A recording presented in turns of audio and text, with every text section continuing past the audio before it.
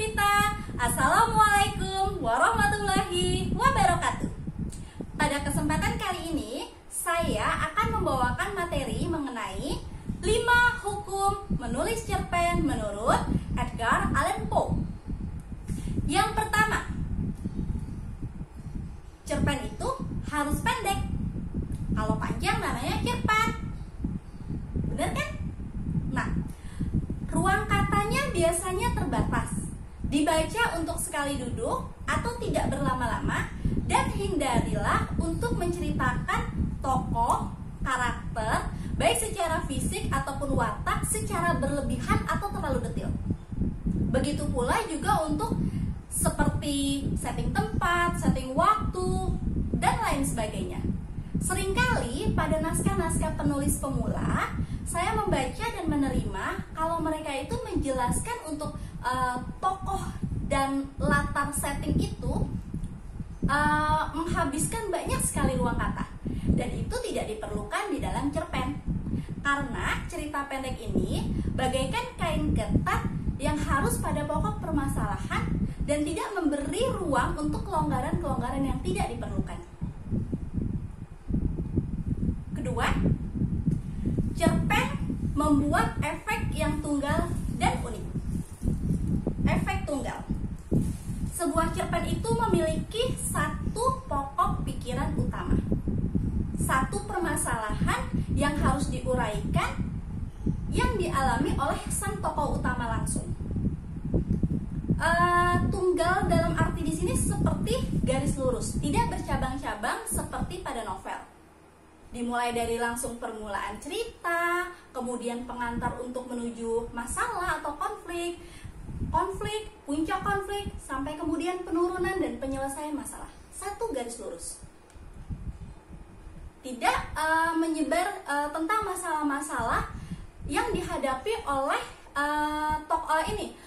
di luar dari tokoh utama. Nah, unik di sini diharapkan cerpen itu tetap juga memiliki kekuatan cerita yang berbeda dengan cerita-cerita pada umumnya. Ketiga, cerpen harus ketat dan padat. Berkaitan dengan hukum yang pertama, maka cerpen di sini apabila kalau misalkan kita pangkas nih bagian permulaan awal, maka akan menimbulkan efek bahwa cerita itu terganggu atau cerita itu tidak utuh. Itu yang akan kita rasakan pada cerpen-cerpen yang memang ketat dan padat. Jadi kita memang harus benar-benar pandai-pandai menseleksi dan memprioritaskan mana yang harus kita tuangkan ke dalam naskah kita, mana yang tidak. Kaitkan lagi dengan jalur perencanaan konflik atau plot yang ingin kita sampaikan kepada pembaca. Lanjut ya. Yang keempat, cerpen harus tampak seperti sungguhan. Walau karya yang kita sajikan adalah karya fiksi, tapi kita tetap harus bisa menampilkan kepada pembaca kita bahwa cerita ini sungguhan. Bahkan walaupun kita menuliskan tentang fiksi fantasi itu sendiri. Bawalah pembaca seakan-akan ini nyata, mengaduk-aduk pikiran dan perasaan pembaca, sehingga tidak memberikan efek bahwa ini bohongan, ini cuma hanya cerita. Kalau misalkan kita sudah bisa memberikan bahwa efek ini cerita sungguhan, biasanya ini akan memudahkan kita untuk memberikan kesan yang mendalam kepada pembaca. Nah, seseorang ditambahkan lagi ya oleh menurut Allan, seorang cerpen harus bisa membuat plot yang logis dan bernalar. Hindarilah plot yang seakan-akan mustahil tiba-tiba atau timbul gap yang terasa aneh, terasa janggal pada cerita kita. Lanjut, peraturan kelima.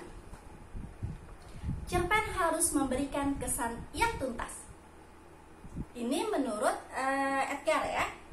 Walaupun kita ketahui di luar sana mungkin banyak sekali cerpen-cerpen dengan cerita menggantung. Tetapi karena kita memberikan efek tunggal, masalah yang ditampilkan atau konflik yang dimunculkan di dalam cerpen kita itu harus ada akhir, harus ada penuntasan dari konfliknya. Nah, sehingga kita bisa menampilkan bahwa cerita ini rampung dan telah sampai pada sebuah titik. Itulah 5 hukum menulis cerpen menurut beliau. Mari kita praktekkan di dalam naskah kita. Sampai jumpa lagi. Wassalamualaikum warahmatullahi wabarakatuh.